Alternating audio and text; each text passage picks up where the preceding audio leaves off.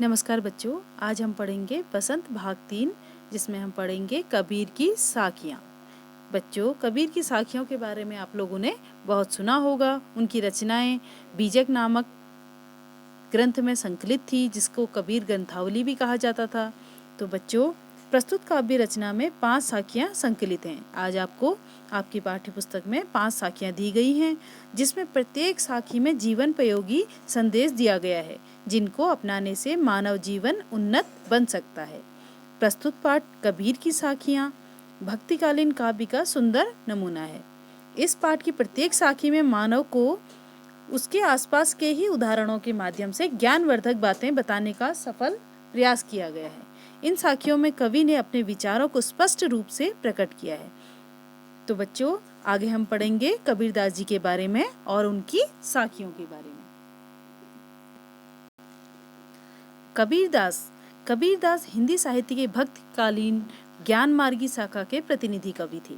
इनका जन्म 1398 ईस्वी के आसपास काशी वाराणसी नामक स्थान पर हुआ था। बच्चों, ऐसा माना जाता है कि इनका जन्म एक विधवा ब्राह्मणी के गर्भ से हुआ था, जिसने लोकलाज के भय से नवजात बच्चे को, जो कबीरदास जी थे, उनको लहरतारा नामक स्थान पर तालाब के किनारे पर छोड़ दिया।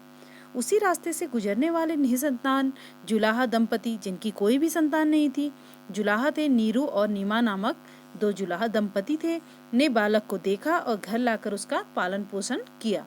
यही बालक बाद में कबीरदास जी के नाम से प्रसिद्ध हुआ। कबीरदास जी अनपढ़ थे। वो क्या कहते हैं कि मसी कागज छुओ नहीं, कलम गही नहीं हाथ। मैंने कभी कागज को छुआ भी नहीं है और कलम को कभी हाथ में नहीं लिया है। अब आप लोग कहेंगे कि अगर इन्होंने कलम नहीं छुई, कागज नहीं छुआ, तो इनकी रचनाएं हमारे तक कैसे पहुंच गई। तो बच्चों, जो इनके शिष्य थे, ये बोलते जाते थे और वो उनको लिपिबद्ध करते जाते थे, लिखते जाते थे। कबीर के गुरु रामानंद थे। आगे चलकर ये प्रश्न आपसे बहुत बार पूछा जाता है परीक्षाओं में कि कबीरदास जी के गुरु का नाम बताइए। तो कबीरदास जी के गुरु कौन थे? रामानंद। इनके जीवन में हिंदू मुसलमान दोनों के ही संस्कार विद्यमान थे। ये हिंदुओं को भी उतना ही मान देते थे और मुसलमानों को भी। दोनों पर ही टीका टिप्पणी भी करते थे, दोनों की ही कटाक्ष किया जा करते थे, दोनों के। इनकी मृत्यु के बारे में कहा जाता है, जो कबीरा काशी मरे राम ही कौन निहोरा। अर्थात जीवन भर काशी में रहने वाले कबीर मरने के समय मगहर चले गए। मगहर क्यों गए बच्चों?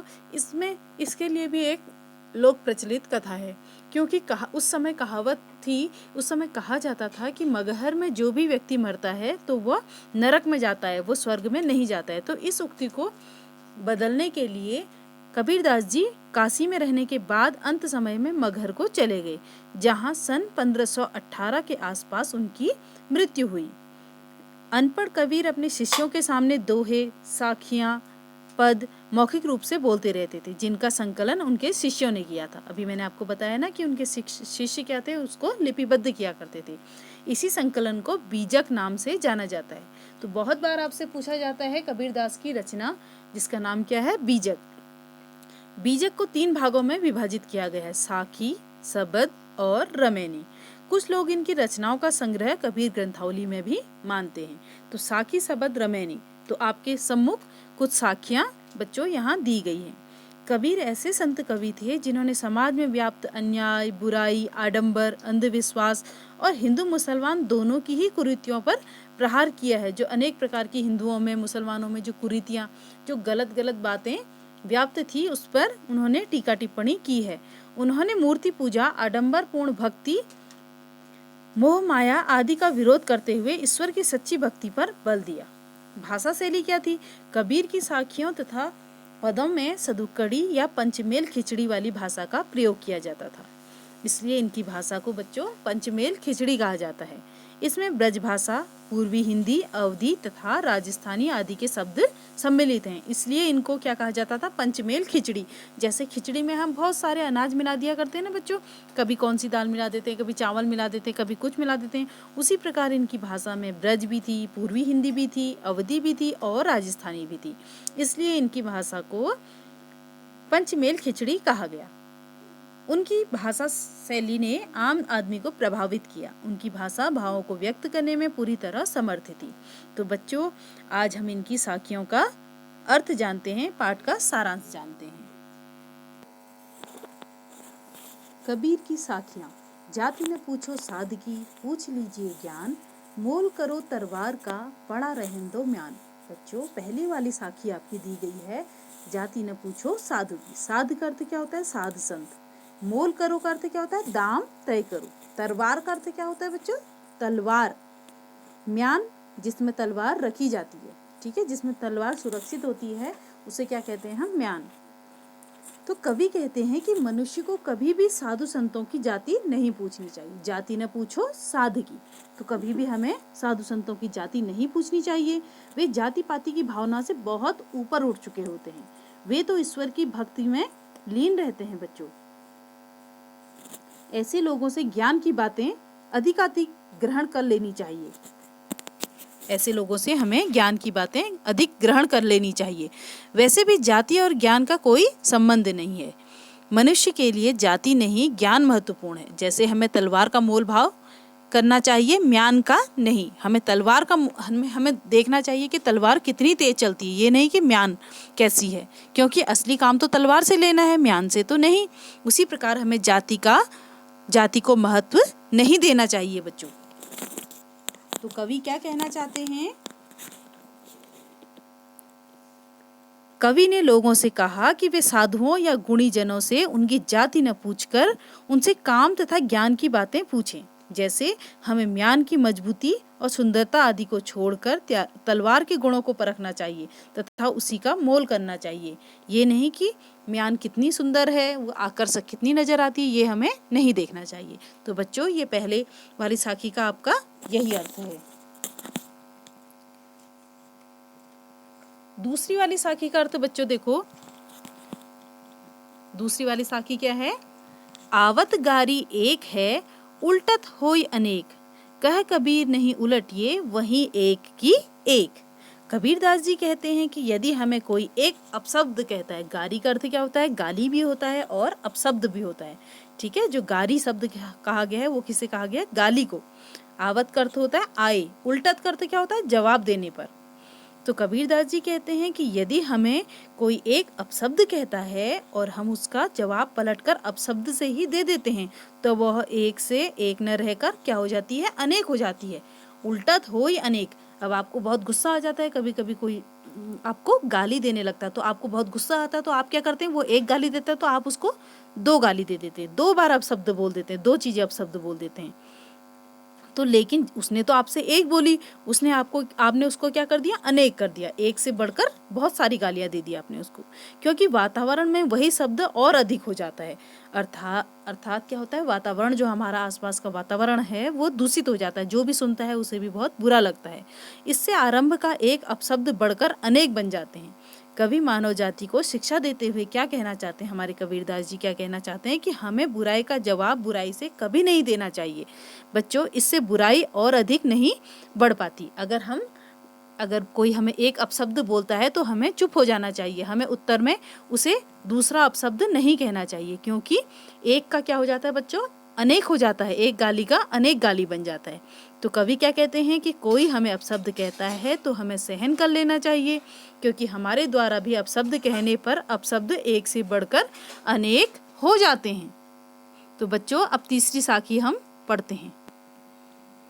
अगला है, माला तो कर में फिरे, जी भी फिरे मुखमाई, मनुआ तो दहु दिसी फिरे, यह तो सुमिरन नाही।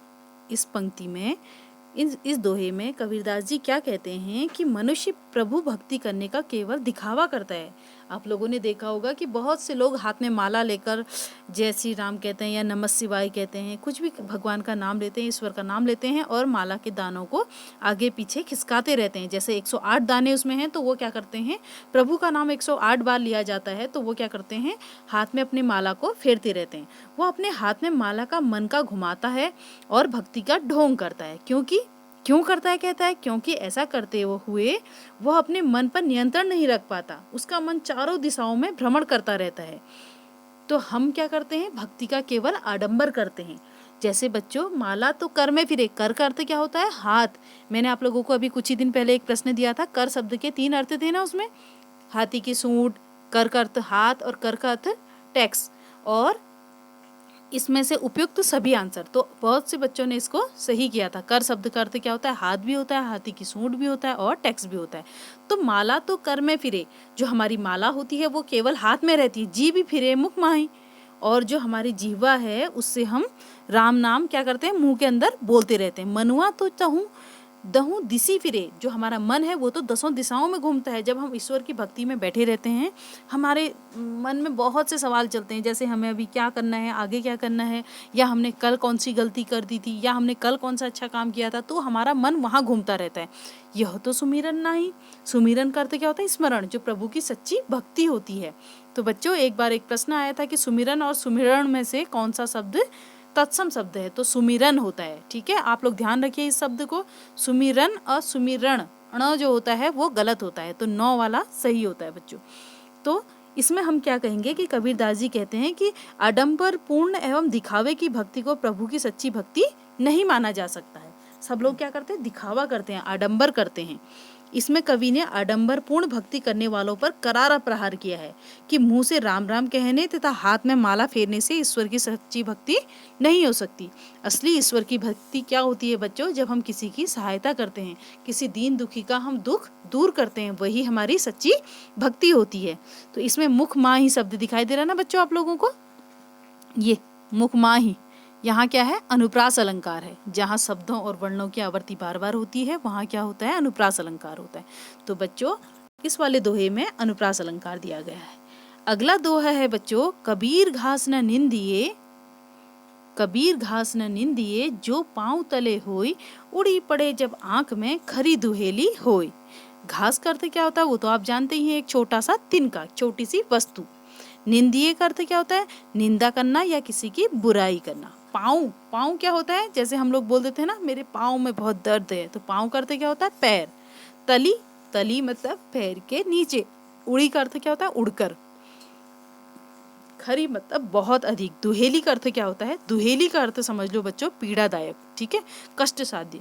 कवि मनुष्य को सावधान करते हुए कहते हैं कि मनुष्य को राह में या पैरों के नीचे पड़े घास के तिनके को भी अपमान नहीं करना चाहिए। जो हमारे कबीर घास न निंदिए, जो पांव तली होए। कबीरदास जी क्या कहते हैं? उस घास की निंदा, उस तिनके की निंदा मत कीजिए जो आपके पैरों के नीचे से होता है। उड़ी पड़े जब आंख में, क्योंकि यही तिनका हवा के सहयोग से जब आंखों में पड़ जाता है तो बहुत पीड़ा पहुंचाता है, और तब हमें तिनके के अस्तित्व का पता चलता है कि ये तिनका जो हमने पैरों के नीचे दबाया था ये कितना कष्ट साध्य होता है जब हमारी आंख में चला जाता है। भाव क्या कहना चाहते हैं कि मनुष्य को किसी का भी अपमान नहीं करना चाहिए। तिनके से अर्थ क्या है? यहाँ जो छोटे लोग हैं, जो निम्न जाति के लोग हैं या जो गरीब लोग हैं, उनसे मतलब है कि हमें कभी भी उनकी निंदा नहीं करनी चाहिए। कब वो हमारे लिए बहुत बड़ी मुसीबत बन जाएं, इस बात को हमें ध्यान में रखना चाहिए बच्चों।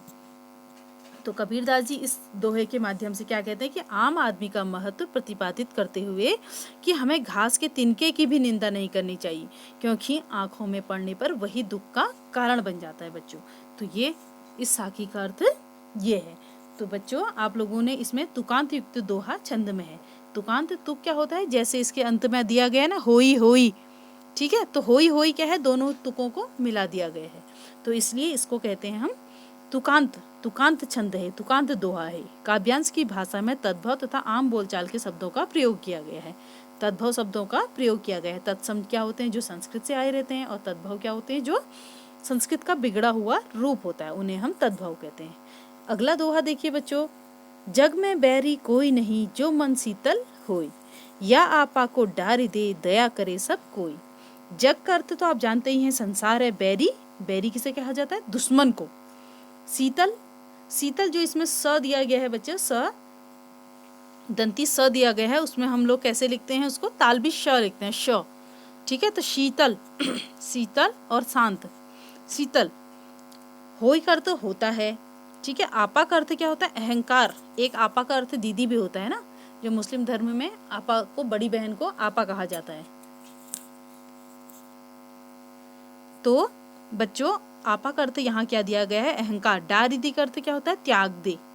कोई का अर्थ है कोई। तो इसमें कबीरदास जी क्या कहते हैं कि इस संसार में कोई किसी का दुश्मन नहीं होता।